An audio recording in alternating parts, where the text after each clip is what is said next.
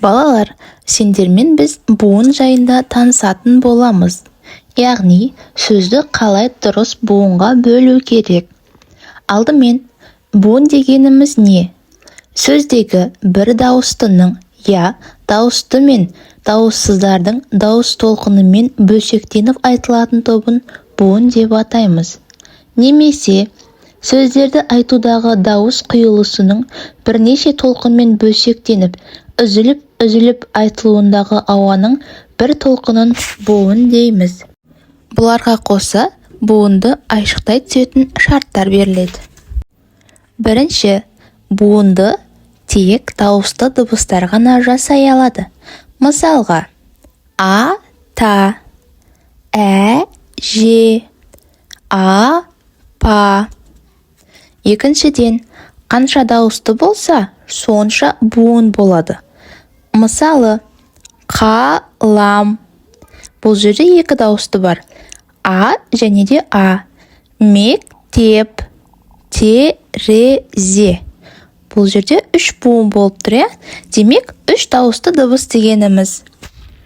Үшіншіден, жалаң ашық буын мен тұйық буындар сөздің ортасында, соңында келмейді.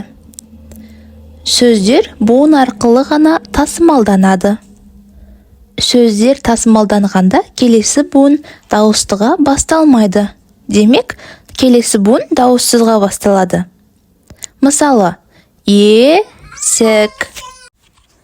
Сөздердің айтылуындағы буын саны мен жазылуындағы буын саны әрқашан бір-біріне сай келуі шарт емес.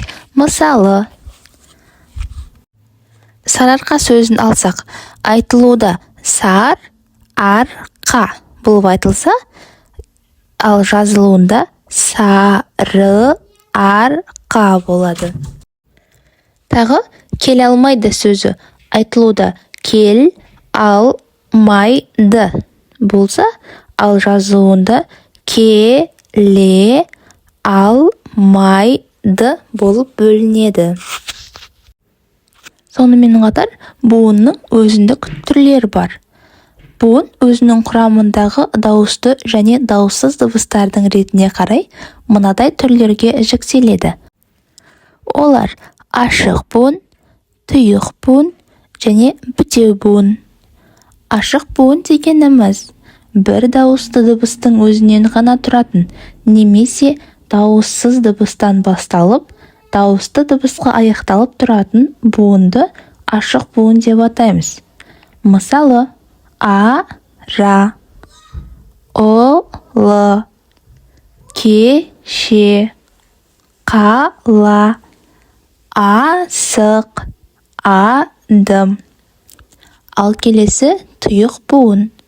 Тұйық буын дауысты дыбыстан басталып, дауыссыз дыбысқа бітетін буын.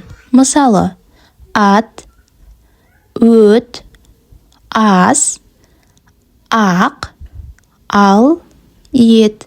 Бұл жерде дауысты дыбыстан басталып, дауыссыз дыбысқа аяқталып тұр. Және де бітеу буын.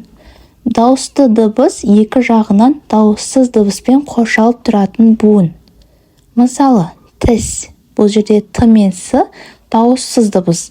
Ортасында дауысты і тұр, яғни дауысты дыбыс қоршалып тұр. Қыз, қар, мұз, құс, қант, тал деген сөздер. Балалар, сендермен буын жайында барлығы түсінікті болды деп ойлаймын. Егер видео ұнаса, каналға тіркеліп, лайк басуды ұмытпа.